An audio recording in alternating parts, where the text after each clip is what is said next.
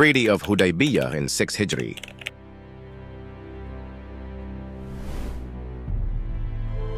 کیا آپ جانتے ہیں کہ اسلام کی سب سے بڑی فتح ایک ایسے معاہدے سے ہوئی جسے اس وقت نقصان سمجھا گیا؟ نہ جنگ نہ تلوار، مگر صرف اس ایک فیصلے نے تاریخ کا رخ بدل دیا۔ آخر یہ واقعہ کیا تھا؟ آئیے جانتے ہیں صلح حدیبیہ کی اصل حقیقت۔ غزوہ خندق کے بعد بھی مسلمانوں کو مکہ میں داخل ہونے سے کیوں روکا گیا؟ کچھ ہی عرصہ پہلے غزوہ خندق پیش آ چکا تھا، جہاں پورا عرب متحد ہو کر مدینہ پر حملہ آور ہوا تھا۔ مسلمانوں نے خندق کھود کر مدینہ کا دفاع کیا اور اللہ کے فضل سے بغیر کسی فیصلہ کن جنگ کے دشمن ناکام واپس لوٹ گیا۔ یہ واقعہ ثابت کر چکا تھا کہ اب مسلمان کمزور نہیں رہے۔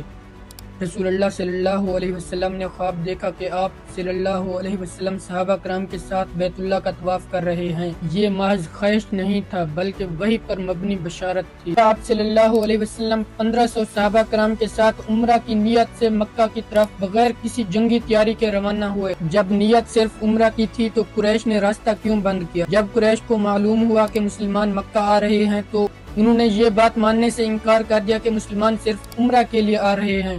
قریش نے راستہ بند کر دیا۔ رسول اللہ صلی اللہ علیہ وسلم نے حدیبیہ کے مقام پر قیام فرمایا۔ نہ جنگ کا ارادہ تھا نہ خون بہانے کی خواہش، بس ایک ہی پیغام تھا کہ ہم تو صرف امن کے ساتھ عمرہ کرنے کے لیے آئے ہیں۔ اگر جنگ نہیں تھی تو مذاکرات اتنے سخت کیوں ہو گئے؟ یہاں سے مذاکرات کا ایک طویل سلسلہ شروع ہوا۔ قریش کی طرف سے ایلچی آتے رہے اور مسلمانوں کی نیت پر شک کرتے رہے۔ رسول اللہ صلی اللہ علیہ وسلم نے چاہا کہ یہ بات قریش تک براہ راست پہنچائی جائے، تو آپ صلی اللہ علیہ وسلم نے اس مقصد کے لیے حضرت عثمان بن عفان رضی اللہ عنہ کو مکہ بھیجا۔ رسول اللہ صلی اللہ علیہ وسلم نے حضرت عثمان بن عفان رضی اللہ عنہ کو کیوں سفیر چنا؟ اس کی سب سے پہلی وجہ یہ تھی کہ حضرت عثمان رضی اللہ عنہ کا تعلق قریش کے معزز خاندان بنو امیہ سے تھا، اور مکہ میں حضرت عثمان رضی اللہ عنہ کے قریبی رشتہ دار موجود تھے جو انہیں وہاں پناہ دے سکتے تھے۔ دوسری وجہ یہ تھی کہ حضرت عثمان خوش مزاج، باوقار اور بہترین سفیر تھے جو بات کو بغیر کسی ٹکراؤ کے پہنچا سکتے تھے۔ حضرت عثمان کو مکہ سے واپس آنے میں دیر ہو گئی تو یہ افواہ پھیل گئی کہ انہیں شہید کر دیا گیا ہے۔ اس خبر پر صحابہ کرام نے بیعت رضوان کی اور یہ ثابت کر دیا کہ وہ رسول اللہ صلی اللہ علیہ وسلم کے ساتھ ہیں، لیکن حقیقت یہ تھی کہ حضرت عثمان محفوظ تھے۔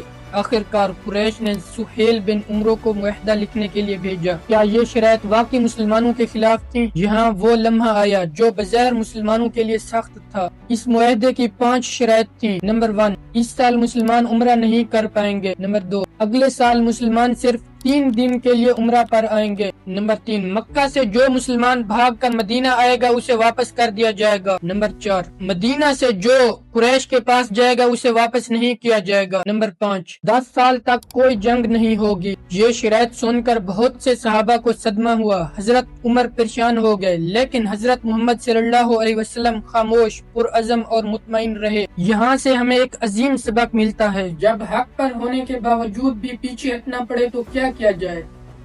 سوچئے اگر آپ وہاں موجود ہوتے جب دشمن آپ پر ظلم کر چکا تھا اور آپ کو پیچھے ہٹنا پڑے تو آپ کے دل پر کیا گزرتی؟ رسول اللہ صلی اللہ علیہ وسلم نتیجہ نہیں دیکھ رہے تھے بلکہ مستقبل کا فائدہ دیکھ رہے تھے۔ رسول اللہ صلی اللہ علیہ وسلم جانتے تھے کہ اصل فتح تلوار سے نہیں بلکہ امن سے ملے گی۔ اللہ تعالیٰ نے اس بظاہر کمزوری کو فتح کیوں قرار دیا؟ جب مسلمان مدینہ واپس لوٹے تو بظاہر ایسا لگا کہ کچھ حاصل نہ ہوا ہو، لیکن اس موقع پر اللہ تعالیٰ نے فرمایا اِنَّ فَتَحْنَا لَكَ فَتْحًا مُبِينًا، ہم نے آپ کو کھلی فتح عطا کی ہے۔